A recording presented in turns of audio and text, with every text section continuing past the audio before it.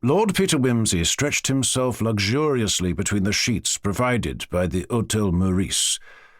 After his exertions in the unravelling of the Battersea mystery, he had followed Sir Julian Freke's advice and taken a holiday. He had felt suddenly weary of breakfasting every morning before his view over the Green Park. He had realised that the picking up of first editions at sales afforded insufficient exercise for a man of 33. The very crimes of London were over-sophisticated. He had abandoned his flat and his friends and fled to the wilds of Corsica. For the last 3 months he had forsworn letters, newspapers, and telegrams. He had tramped about the mountains, admiring from a cautious distance the wild beauty of Corsican peasant women, and studying the vendetta in its natural haunt. In such conditions, murder seemed not only reasonable, but lovable. Bunter, his confidential man and assistant sleuth, had nobly sacrificed his civilized habits, had let his master go dirty and even unshaven, and had turned his faithful camera from the recording of fingerprints to that of craggy scenery. It had been very refreshing. Now, however, the call of the blood was upon Lord Peter. They had returned late last night in a vile train to Paris, and had picked up their luggage.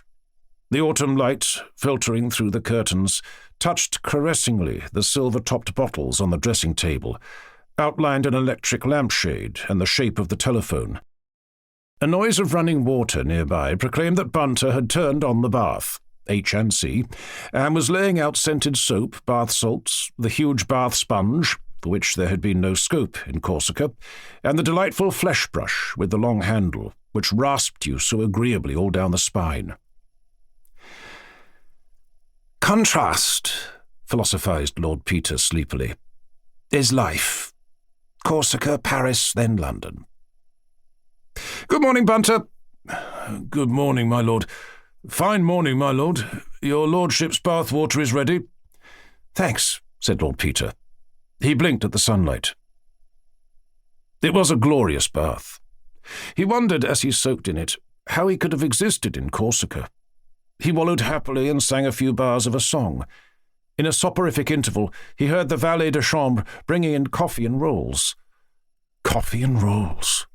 He heaved himself out with a splash, towelled himself luxuriously, enveloped his long mortified body in a silken bathrobe, and wandered back. To his immense surprise, he perceived Mr. Bunter calmly replacing all the fittings in his dressing-case.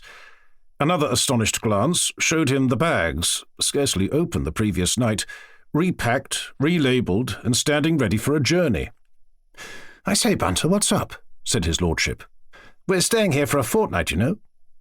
"Excuse me, my lord," said Mr. Bunter deferentially, "but having seen the Times, delivered here every morning by air, my lord, and very expeditious, I'm sure, all things considered, I made no doubt your lordship would be wishing to go to Riddlesdale at once."